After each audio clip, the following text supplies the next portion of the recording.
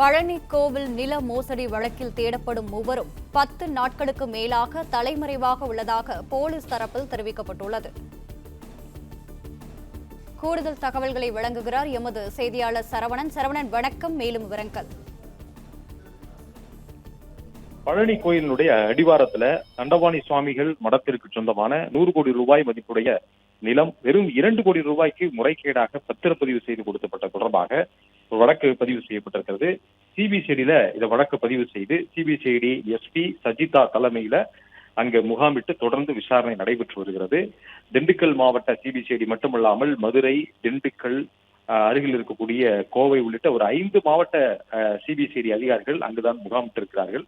இந்த வழக்குல ஆவணங்களை எடுத்து இந்த பத்திரப்பதிவு செய்து தொடர்பான நகல் ஆவணங்களை பத்திரப்பதிவு அலுவலகத்திலிருந்து எடுத்து ஒரு பக்கம் விசாரணை நடைபெற்று வரக்கூடிய நிலையில சிபிசிஐடி இதில் 4 பேர் மீது வழக்கு பதிவு செய்திருக்கிறார்கள். ஒன்று, இந்த பத்திரத்தை பதிவு செய்த சார்பதிவாளர் ஜஸ்டின் மணிகண்டன், அவர் நீதிமன்றத்தை அணுகி ஒரு முன்ஜாமீன் பெற்றிருக்கிறார். அதே போல மடத்தினுடைய நிர்வாகியாக கருதப்படக்கூடிய, அதாவது இந்த இடத்தை இந்த நிலத்தை விற்பனை செய்த முருகதாஸ் சுவாமிகள் எனும் விழுப்புரத்தைச் சேர்ந்த பள்ளி ஆசிரியர் முருகதாஸ், அதே போன்று வெள்ளத்துறை என்பவர் உட்பட ஒரு 2 நபர்கள். இந்த 2 நபர்கள் தான் வெள்ளத்துறை என்ற சேதுபதி.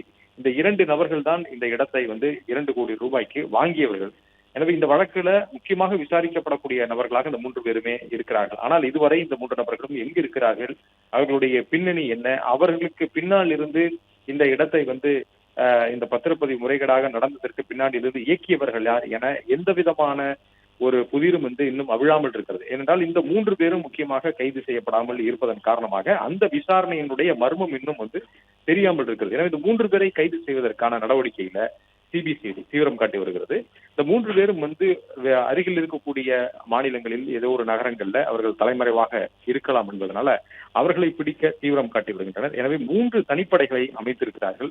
இந்த 3 தனிப்படைகளிலும் சைபர் கிரைம் பிரிவினுடைய போலீசாரும் இதில் இடம்பெற்றிருக்கிறார்கள். அவர்களுடைய செல்போன் தொடர்புகள் ஏதும் இருக்கிறதா என்பதை அதை வைத்து அவர்களை தேடுவதற்கும் திட்டமிட்டிருக்கிறார்கள். விரைவில் இந்த 3 தனிப்படைகளும் அருகில் இருக்கக்கூடிய மாநிலங்களில் நேரில் சென்று தேடுவதற்கான நடவடிக்கையிலும் ஈடுபடுவார்கள் என தகவல் வெளியாகியுள்ளது.